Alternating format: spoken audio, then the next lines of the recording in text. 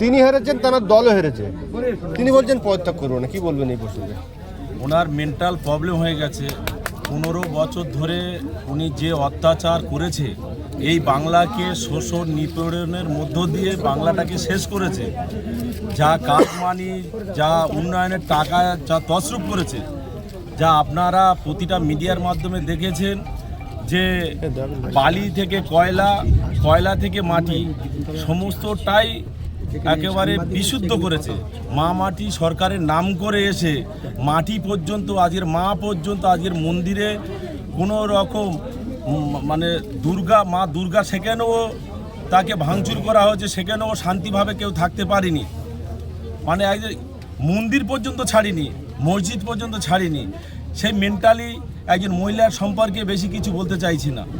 এই যে আপনি ধরো ক্যানিং পূর্ব বিধানসভায় বর্তমানে বিজেপির নেতৃত্ব দিচ্ছেন, আমরা সূত্র মারফত খবর পেলাম যে ক্যানিং পূর্বর বিধায়ক মাননীয় শওকত মোল্লা মহাশয় আপনাদের দলে প্রবেশ করার চেষ্টা করছেন, কি বলবেন?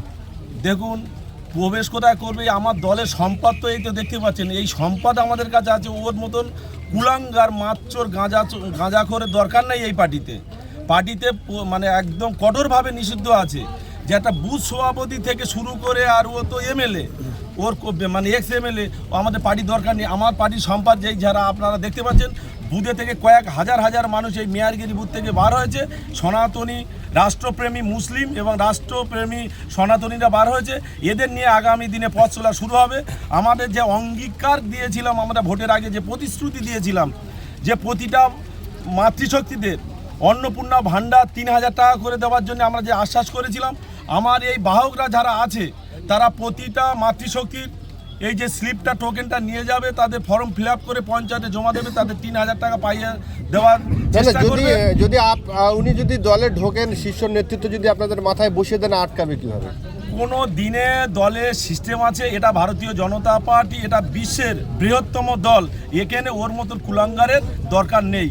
আমার এই সম্পদ, এই যে প্রতিটা বুথে যে সমস্ত কার্যকর্তা আছে, যারা বুথে সৈনিকরা আছে, এই সৈনিকদের দ্বারা আপনারা বুঝতে পারেন আগামী দিনে কিভাবে উন্নয়নের গতি ত্বরান্বিত হয়। না, উনি তো আগে সিপিএম করতো, তারপরে তিনি তৃণমূলে এলেন, এই সক্রিয়ভাবে 10 বছর বিধায়ক ছিলেন। আপনাদের শীর্ষ নেতৃত্ব যদি আপনাদের মাথায় বসে, আপনারা কি ন্যাশনাল পার্টির সঙ্গে একটা আঞ্চলিক পার্টি আপনি এক করছেন?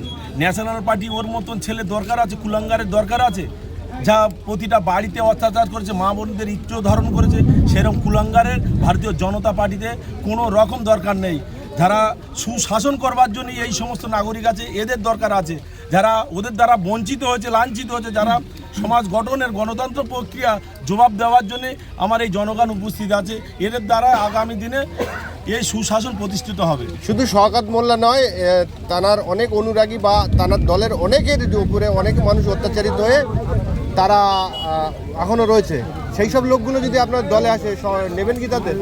কাউকে জায়গা নেই। বুথ সভাপতি থেকে, সাধারণ বুথ সভাপতি থেকে, আর পঞ্চায়েত থেকে পঞ্চায়েত সমিতি পর্যন্ত যে সমস্ত পদাধিকারী আছে, কোনো তাদের জায়গা নেই। এটা আমাদের রাজ্য প্রেসিডেন্ট শ্রমিক ভট্টাচার্য জানিয়ে দিয়েছে।